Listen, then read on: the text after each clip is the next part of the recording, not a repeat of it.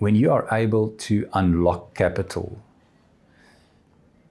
get the capital to flow to founders, you open up new economies. Those founders employ people, they send their kids to school, their kids grow up, and an economy is stimulated through that. The effect of releasing capital is enormous. 7 out of 10 jobs today in emerging markets comes from startup businesses.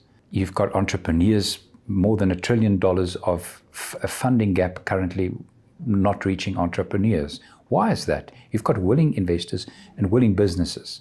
That had to be fixed. It all started with, I had a mergers and acquisition firm.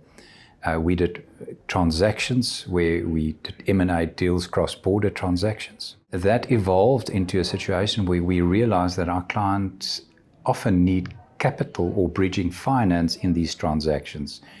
And then we started a capital raising division within Rise that really grew extensively. We ended up where we had engagements or a database of over 3,000 global funds, and we had to introduce our clients to these funds. And in that process, I realized that we were doing M&A transactions exactly the same way we did that 25 years ago. As a lawyer, I used to advise my clients to scale their businesses and to grow it. But the industry in the legal fraternity and in the capital raise fraternity was absolutely stagnant. It stuck 25 years ago. What did we do? We went to the source of the Nile, engaged with our Swiss Family Office clients to understand their problem. They had a certain problem that they had to solve for money to flow. Then went down to VC, our VC customers. We really listened to them to understand what their challenges are. We had a deep understanding of what the challenges of entrepreneurs are. As we sit here today, Summit deals are solving that problem in Cape Town, in London, in Stockholm, in Amsterdam, and now California. It was really an interesting journey for us in building Summit because Summit is a multifaceted platform. So you have investors at the top, founders at the bottom, and then you've got the ecosystem of accelerators and incubators. So we quickly realized that we had to choose our lane and we had to choose one of the parties we fully backed. And we actually had a workshop in Jersey through a TEDx facilitator that prompted us. And during that conversation, all of us became so passionate about the rights of founders and how they are disenfranchised. Funding is not flowing. And in that conversation, it was not a theoretical thing. We realized that our passion is to help founders to become successful. And everything we do in Summit, we do through the lens of, is this going to benefit a founder? If it is, we go for it.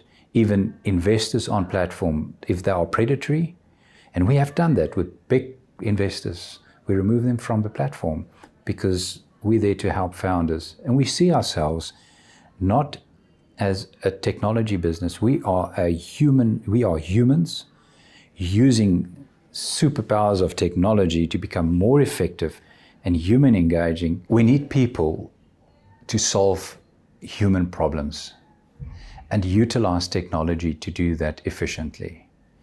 Technology on its own will not fix human problems. Humans need humans.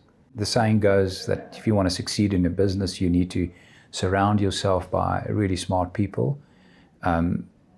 It sort of happened to us because our mission was so strong that we do have smart, passionate people, but you can have smart and passionate without integrity, and that becomes a dangerous and toxic situation because it takes a long time to build trust and it can be broken in a very short period of time. A couple of guidelines would be is surround yourselves with people with integrity and trust.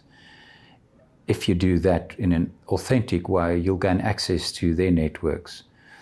It will take time to build trust, but there are only two things I think that's important in building businesses.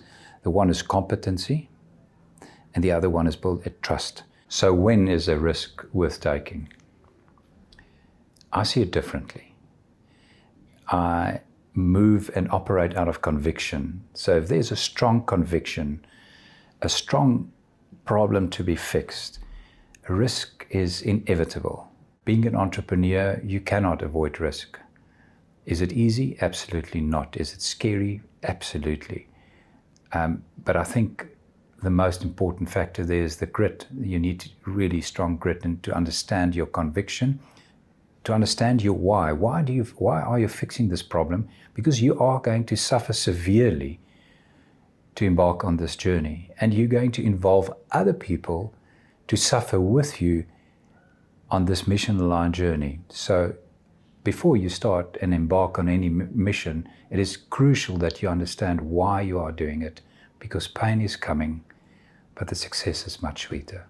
If I put this mission ahead of myself to understand we are solving a real problem for thousands of founders, to get capital into those founders, if you understand that, then you know that your mission is worth it. And based on that, it's something I need to remind myself frequently. This is my mission, and I need to stay course.